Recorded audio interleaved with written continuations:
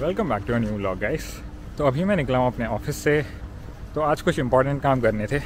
तो मैंने किया क्या है, मैंने अपना ऑफिस का पूरा सेटअप घर पे ऑर्डर करवा दिया है। तो मेरा जो फर्नीचर है, चेयर है, मेरे कंप्यूटर्स सब अभी घर पे शिफ्ट हो चुके हैं। एंड अभी जो छोटी मोटी चीज़ें बची थी लाइक कीबोर्ड्स एंड केबल्स, वो उठाने में आया था ऑफिस। एंड थोड़े लोगों से भी मिल लिया, अच्छा लगा आज। तो अभी जा रहा हूँ मैं घर। एंड घर जाने के बाद आशीष से मिलेंगे एंड फिर आज का व्लॉग कंटिन्यू करेंगे।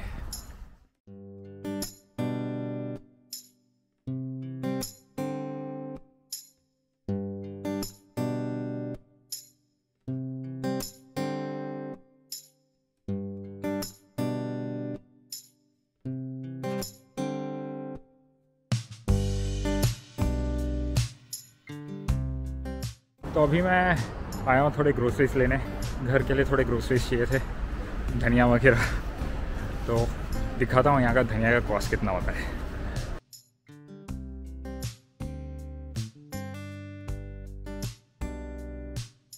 तो हमने लिए थोड़ी भिंडी, इतनी धनिया और मिर्ची। तो अभी आप गेस कीजिए कि इतने से सामान का कितना खर्चा हुआ होगा। कोई बात नहीं, टाइम लीजिए, कमेंट सेक्शन में लिखिए आपको क्या लगता है कि कितना होना चाहिए इनका कॉस्ट। इतना सा धनिया, इतना सा पड़ा है 400 रुपये का। जो धनिया हमको फ्री में मिलता है इंडिया में, वो यहाँ पे 400 रुपये का पड़ा है। तो अभी करे तो करे क्या।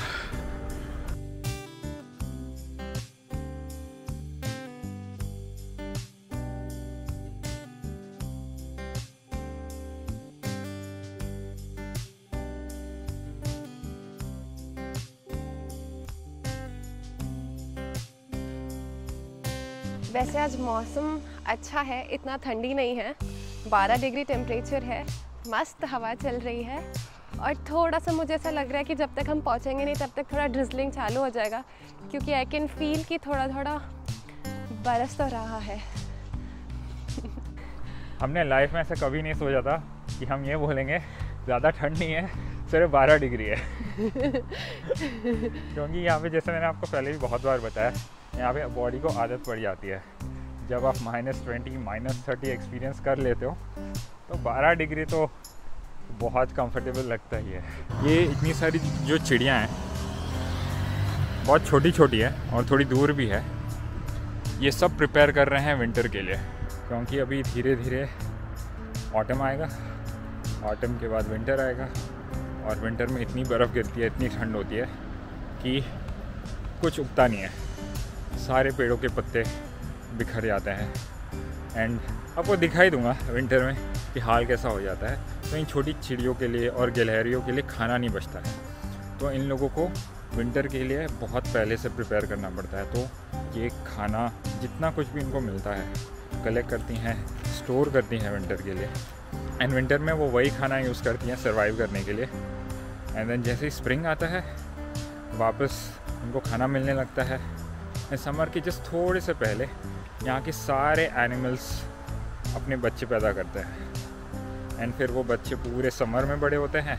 एंड बाय द टाइम जब तक विंटर आता है वो इतना तो सीख ही जाता है अपने माँ बाप से कि उनको आने वाले विंटर के लिए वापस खाना जमा करके रखना है। So it's a cycle. And ये साइकिल सिर्फ उनके लाइफस्टाइल में नहीं बल्कि यहाँ के पूरे सीजनल चेंजेस में दिखाई देता है, जो मैं आपको आगे दिखाऊंगा। उसके लिए सब्सक्राइब करना ना भूलना और वो बेल आइकन भी दबा देना। एक रास्ता इधर जाता है, एक रास्ता आगे जाता है, बट जो मेन रोड्स है वो वहाँ पे है और यहाँ पे। तो आपने गेस ही कर लिया होगा कि ये रास्ता बना है पेडेस्ट्रियंस के लिए और साइकिल चलाने वालों के लिए। और जैसा मैंने आपको पहले भी ब्लॉग में बताया था, यहाँ के साइकिल चलाने के नेटवर्क और पेडेस्ट्रियन के नेटवर्क्स जो नॉर्मल रोड नेटवर्क्स हैं उनसे काफ़ी अलग होते हैं और काफ़ी ज़्यादा एक्सेसिबल भी होते हैं। यहाँ पे आपको किसी ट्रैफिक जाम में नहीं रुकना पड़ेगा, किसी ट्रैफिक सिग्नल पे रुकना नहीं पड़ेगा। बस आप ऐसी छोटी छोटी अंडरपास से बाईपास कर सकते हो पूरा ट्रैफिक, विच इज़ ग्रेट।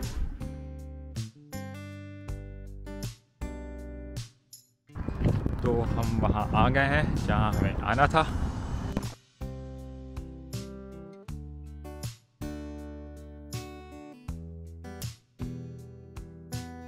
यहाँ पे आलू और प्याज यूजुअली काफ़ी सस्ते होते हैं, मतलब इंडियन स्टैंडर्ड्स के हिसाब से नहीं, बट यहाँ के स्टैंडर्ड्स के हिसाब से। जैसे ये हो गया करीब 100 रुपये किलो, ये आलू साफ़ किया हुआ। बट अगर आप ऐसा आलू लेते हैं जो साफ़ नहीं है तो वो और कम पड़ता है, ये हो गया करीब 50 रुपये समझ लीजिए। और प्याज यहाँ पे मिलते हैं, आप पकड़ लीजिए 180 रुपये किलो, ये वाले। तो हम उठा रहे हैं कॉर्न, ये पड़ा है कुछ 120 रुपये का। भाई ये चीज़ क्या है? ये भी किसी तरह का प्याज है बट बहुत ही बड़ा है, बाप रे। और मोस्टली वो हर चीज़ तो मिल ही जाती है यहाँ के सुपरमार्केट्स में जो इंडिया में मिलती है, सिर्फ हरी मिर्च को छोड़ के। हरी मिर्च सिर्फ इंडियन स्टोर्स में मिलती है। देखिए अभी ये वाली हरी मिर्च वो वाली नहीं है जो हम अपने खाने में डालते हैं, ये मोटी वाली है जो हम भजिए वगैरह जिसमें तलते हैं। और ये पता नहीं क्या है, ये है एलोपिनोस, ये लाल मिर्च किसी टाइप की, और ये बड़ी लाल मिर्च, और ये पैकेट वाली लाल मिर्च, शिमला मिर्च अलग अलग कलर के। तो ये है टमाटर, और इनका भाव है फ़िलहाल करीब 300 रुपये किलो, 300 रुपये। और ये है ककड़ी करीब पड़ रही है 200 रुपये किलो। यहाँ पे सब किलो के भाव में ही मिलता है। ये चेरी टमाटोज़, ये कुछ अलग तरीके के टमाटोज़। ऐसा टमाटर तो मैं पहली बार देख रहा हूँ। यहाँ पे वैरायटीज़ बहुत मिलता है। ये पीले टमाटोज़,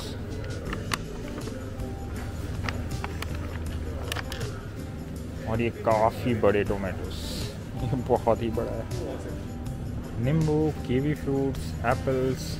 कौन होगा जो एप्पल्स यहाँ से ख़रीदेगा जब फ्री फंड की बाहर इतनी मिलती हैं। अब ये क्या है मुझे नहीं पता, आपको पता है तो बताइए। प्रॉब्लम ये है कि सबके नाम यहाँ पे फिनिश में लिखे होते हैं, यानी यहाँ की भाषा में, जो हमको बिल्कुल नहीं समझती। और यहाँ से शुरू होता है अलग अलग चीज़ का सेक्शन। चीज़ यानी चीज़, हिंदी वाली चीज़ नहीं, इंग्लिश वाली चीज़। जैसे मोज़रेला हो गई, या पिज़्ज़ा का चीज़ हो गया, या शेडार चीज़ हो गया। ये पूरा चीज़ का सेक्शन है। यूरोप में और वेस्ट में काफ़ी अलग अलग टाइप की चीज़ें मिलती हैं। हमें तो सिर्फ अमूल चीज़ के बारे में पता है यार, ये बाकी सब समझती नहीं है हमको। थोड़ा बहुत मोज़रेला समझ जाता है, शेडार समझ जाता है, बट ये हो गए ब्लू चीज़, बिल्कुल घटिया होती है टेस्ट में। मुझे समझ में नहीं आता लोग कैसे खाते हैं। सब डिफरेंट टाइप्स ऑफ चीज़ें से, जैसे ये है। कभी फुर्सत में ट्राई करेंगे हम। तो फिनलैंड में सिर्फ एक टाइप की पनीर मिलती है, ये पनीर चीज़, और ये करीब 225 ग्राम्स का पड़ता है 300 रुपये। और अगर आपको थोड़ी बहुत भूख लगती है तो आप एक बोल उठा सकते हैं वहाँ से। आपको इसमें से जो चीज़ें चाहिए वो चीज़ें बोल में भर सकते हो। काफ़ी कुछ है यहाँ पे। नॉनवेज है इस तरफ, टॉपिंग्स हैं यहाँ पे, और ये है वेजिटेरियन वाला सेक्शन। देखिए पास्ता है, नूडल्स है, सैलड है अलग अलग। तो आप जितना भी भर सकते हो इस बोल में आप भर लोगे, एंड इसका आप फिर वेट लोगे, एंड जितना भी वेट है उस वेट के हिसाब से आपका चार्ज होता है। कोई फ़र्क नहीं पड़ता आपने कौन सी चीज़ कितनी उठाई है, सिर्फ ये फ़र्क पड़ता है कि आपने कितनी वेट की उठाई है। और ये हम आ गए हैं जूसेस के सेक्शन में। काफ़ी सारे अलग अलग टाइप के जूसेस मिलते हैं, अलग अलग फ्रूट्स के जूसेस मिलते हैं, और कभी कभार वेजिटेबल्स के भी काफ़ी जूस मिलते हैं यहाँ पे। और ये हो गए दूध यहाँ के। यहाँ पे सारे दूध ऐसे कार्टन्स में ही मिलते हैं, और अलग अलग टाइप के दूध होते हैं। तो फिनलैंड में, सिर्फ फिनलैंड में ही नहीं, यूरोप में काफ़ी जगहों में लोगों को दूध में जो लैक्टोज होता है उससे काफ़ी इंटॉलरेंस होती है। तो यहाँ पे आपको दूध में ग्लूटेन फ्री कभी दूध मिल जाता है, कभी लैक्टोस फ्री दूध मिल जाता है। एक बार गलती से मैंने लैक्टोस फ्री दूध ले लिया था एंड मैंने उससे ज़्यादा रिग्रेट कभी फील नहीं किया अपने लाइफ में, क्योंकि लैक्टोस फ्री दूध ऐसा लगता है जैसे 1 लीटर पानी में 2 बूंद दूध डाल दिया हो। तो आप इमेजिन कीजिए कैसा लगता होगा। तो ये सारा सेक्शन है दही और अलग अलग फ्लेवर्ड के दही का, जैसे यहाँ पे योगर्ट बोलते हैं। और ऑप्शंस देखें यहाँ पे इतने सारी हैं, इतने सारी। और यहाँ सिर्फ दूध की दही नहीं मिलती, यहाँ पे ओट के दूध की भी दही मिलती है, यानी वीगन ऑप्शंस। और यहाँ पे वीगन ऑप्शंस भी है दूध के। ओट का दूध मिलता है, soya milk, coconut milk, cashew milk, almond milk. तो there are a lot of options, but हम गाय का दूध ही प्रेफर करते हैं। तो यहाँ पे हम सीधे सेल्फ चेकआउट कर सकते हैं। तो पहले सेलेक्ट कर लिया।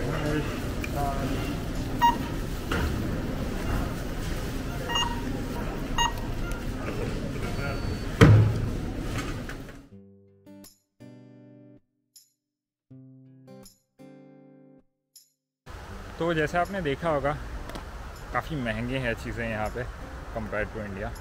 बट अगर हम हर बार हर प्राइस अगर हम इंडियन रुपीस में कन्वर्ट करते रह जाएंगे तो यहाँ पे जीना बहुत मुश्किल हो जाएगा। क्योंकि यहाँ का कॉस्ट ऑफ लिविंग ही उतना ज़्यादा है, तो we can not escape it. तो इंडिया से कंपैरिजन में यहाँ एक सबसे बड़ा डिफरेंस ये है कि यहाँ पे MRP नहीं होता है चीज़ों पे, यानी जो मैक्सिमम रिटेल प्राइस, जो प्राइस टैग लिखा होता है हर प्रोडक्ट के पीछे अपने यहाँ पे। जैसे आप समझ लीजिए आधे लीटर कोको कोला का बॉटल 30 रुपये का, जहाँ तक मुझे याद है 30 रुपये का हुआ करता था। तो 30 रुपये का होता है, चाहे आप वो मुंबई में ख़रीदे, या चाहे आप वो रांची में ख़रीदे, या चाहे वो आप राजस्थान के किसी छोटे से गांव से ख़रीदे, आप कहीं से भी ख़रीदिए, MRP मैक्सिमम रिटेल प्राइस हमेशा सेम ही होता है एंड यूजुअली उसी दाम पे चीज़ें बिकती है, राइट। बट यहाँ पे आपको किसी भी प्रोडक्ट के पीछे उसका दाम नहीं मिलेगा, क्योंकि यहाँ पे मैक्सिमम रिटेल प्राइस का कॉन्सेप्ट होता ही नहीं है।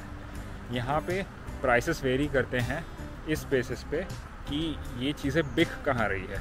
तो अगर हम हेलसिंकी के सिटी सेंटर में हैं तो वहाँ पे 1 किलो टमाटर कहीं ज़्यादा कॉस्टली होगा कंपेयर टू जहाँ पे हम रहते हैं, जो सिटी सेंटर से काफ़ी दूर है। और अगर हम यहाँ से और दूर चले जाए, और 10 किलोमीटर दूर चले जाए आउटसाइड ऑफ द सिटी, तो वहाँ पे और सस्ती चीज़ें मिलती हैं। And it kind of make sense, जैसे जैसे लोग सिटी के बाहर रहते हैं वैसे वैसे उनका परचेजिंग पावर भी थोड़ा कम हो जाता है। जो लोग सिटीज़ में रहते हैं वो लोग ज़्यादा कमाते हैं, so they can spend more on products. And जो लोग सिटी के बाहर रहते हैं they can only afford so much on these products, right.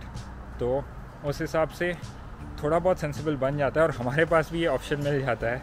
तो अगर हमें बहुत सारी चीज़ें ख़रीदनी होती है एक साथ, तो हम थोड़ा दूर चले जाते हैं ताकि ओवरऑल हमको चीज़ें सस्ती पड़े, राइट।